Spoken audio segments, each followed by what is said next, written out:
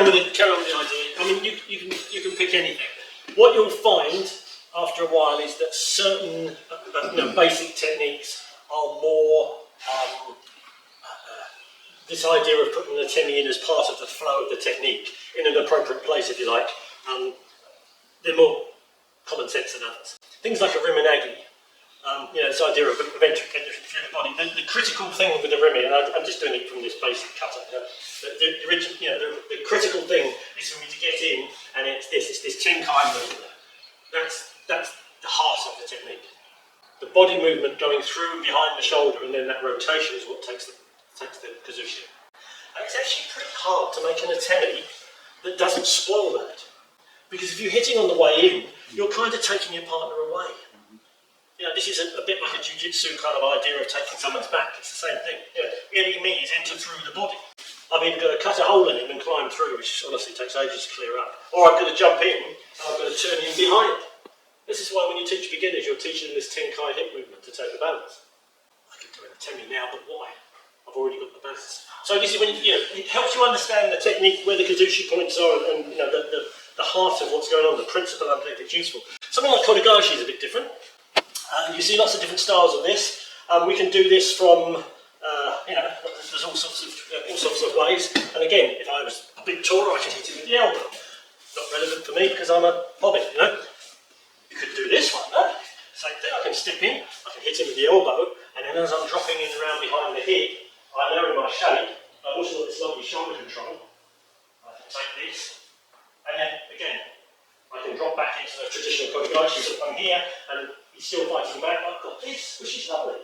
This is taking him up, but back in the shape I want. I can convert it into Kote-gaeshi, or I can do my Kote-gaeshi. So again, let's have another little play. Adjust this to the partner you're with. If you're with Craig, who's further from the ground than most of us, you might not be able to reach his head, in which case, use the maximum reach you've got.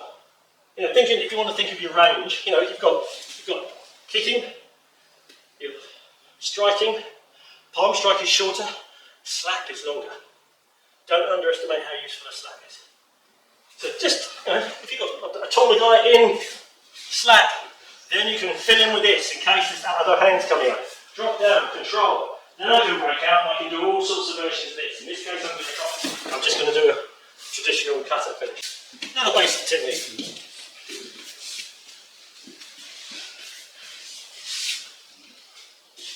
Kata, lovely. We all like this technique. It's a beautiful shape. Not that I ever digress and go off at tangents, but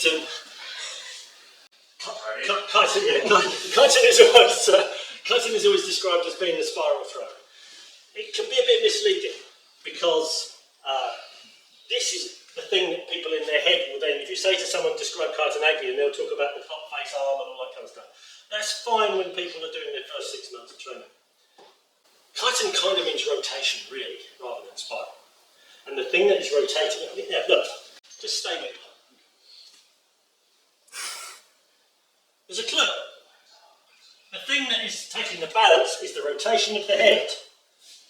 So the important bit with this technique, no matter what you're doing, the underlying principle, the reason we're training the kata, is trying to get this down. You watch the old videos of Saito, we would often turn this right underneath. Because you're trying, to move his hip back, So that's the rotation. The weight is going from here, and the heels are lifting, and the big toes are biting, and they're going into the front balance point. So it's related to Aikido. Makes sense? This is the same idea. So conceivably, you could still do this if you wanted to give yourself an assistance. If you do this, which is the classic Atemi, that's fine, but you've already got the balance. So this is just being a bit kind of, just make sure kind of thing, Here's another version. Just swing. This again. This is Aikido. Just swing it. That's it. Bit more. So here, I've come in here and I've caged up and I've blocked this. For me to then do a big sweeping formal thing is going to be very, very difficult. So I'm using what I've got. And there's my Kaiten. Or Kaiten-esque, should we say, right? One more. Swing. Bang. Hit him with this. I've got this here, and I'm just going to flick forwards on the same leg into this shape here. It doesn't matter if I don't even make contact, because I just want this hollowing. I've got my elbow now dropped onto here. I'm not pulling his head down, he's stronger than me. I'm going to link my elbow to my hip, and I'm going to move through his posture here, and this are going to stay connected. So as I step back, I make my kaiten, I make my turning movement, this is linked to my hip, and as he makes that step, then I put that over. I'm not trying to throw him with the arm. Not possible. One.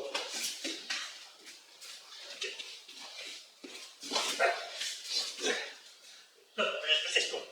Really high. And of course, see what he's got? He's got the crown jewels. I'm going to be singing 2 registers high.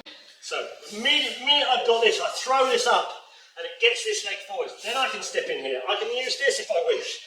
But the minute this starts to, there you go, we made that step, and then I can drop this and I can pull this down. And I'm using the gi because it's there, I'm using the forearm.